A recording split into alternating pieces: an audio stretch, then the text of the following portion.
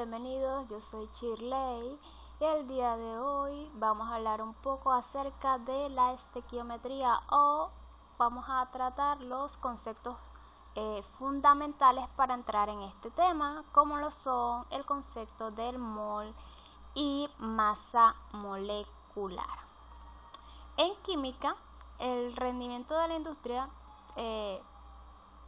depende por supuesto de muchos factores y uno de ellos es la medición correcta de las cantidades de sustancias que intervienen en una reacción. Así como el kilogramo es una unidad de medida de la cantidad de masa física a nivel macroscópico,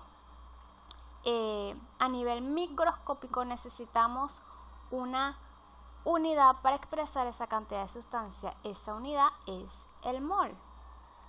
Al hablar de mol debemos hacer referencia a la constante de Avogadro. La constante de Avogadro no es más que una constante de proporción que existe entre el número de partículas y la cantidad de sustancia en mol. Esta viene expresada a través de 6,023 por 10 a la 23 unidades de la sustancia de la que estemos hablando. Por supuesto, cuando hablamos de sustancias microscópicas nos referimos a partículas tales como el átomo, las moléculas, iones, electrones y cualquier otra partícula que se encuentre dentro de esta definición de microscópico. Entonces, cuando por ejemplo señalamos un mol de cobre, estamos hablando de la cantidad de 6,023 por 10 a la 23 átomos de cobre. Si por otro lado hablamos de un mol de agua, nos referimos a 6,023 por 10 a la 23 moléculas de agua. Y si por otro lado hablamos de un mol de electrones, entonces estamos hablando de 6,023 por 10 a la 23 unidades de electrones. Esto es lo mismo que decir, por ejemplo, un mol de manzanas va a ser equivalente a ese número de Avogadro, 6,023 por 10 a la 23 unidades de eso que estamos hablando. Por supuesto que este es un número inmensamente grande que solamente es aplicable a estas partículas que son microscópicas. Un ejemplo que podemos encontrar sería por ejemplo un problema donde se nos pida determinar la cantidad de moles de amoníaco de una muestra que contiene 3,10 por 10 a la 24 moléculas.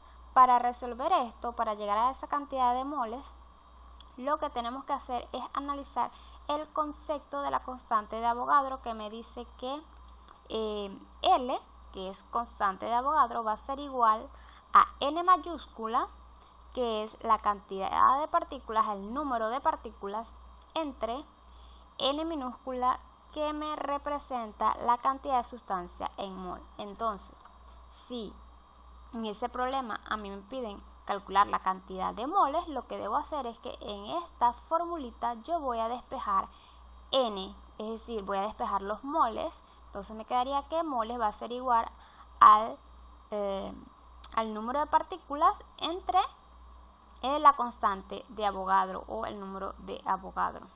Ok, al tener eso despejado, lo que voy a hacer es sustituir en la fórmula leyendo el enunciado del ejercicio.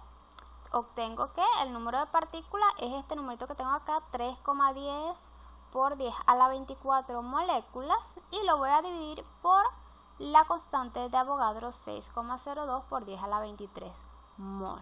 Al realizar esta división voy a obtener 5 mol de moléculas de amoníaco, que es lo que me están pidiendo. Como lo ven, no es nada complicado, basta con conocer la fórmula y saberse de memoria ese número equivalente a la constante de Avogadro y saber que un mol siempre va a expresar esta cantidad de sustancia. Ok, por otro lado, el otro concepto de masa molecular. La masa molecular no es más que la masa por cada mol de entidad, sean estas átomos o sean estas moléculas. Para llegar a ese aspecto de masa molecular debemos conocer la masa atómica. La masa atómica de un elemento es la masa expresada en gramos que hay en 6,023 por 10 a la 23 átomos de un elemento. Este número ya es un número concreto que lo encontramos en la tabla periódica, así como en ella podemos ver el número atómico de los elementos, el punto de ebullición, la densidad y otras muchas propiedades. También encontramos en un ladito del elemento vamos a encontrar el peso atómico o masa atómica.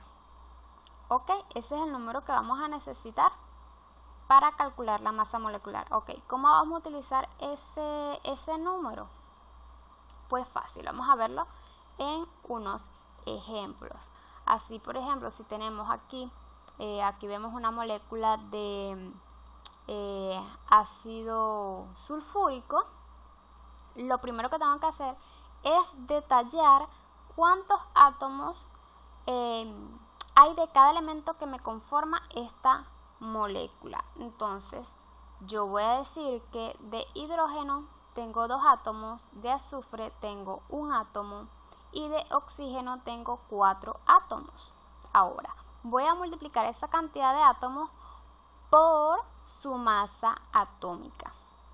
Ok, entonces en el caso del hidrógeno la masa atómica es 1, del azufre su masa atómica es 32,06 y del oxígeno su masa atómica es 16.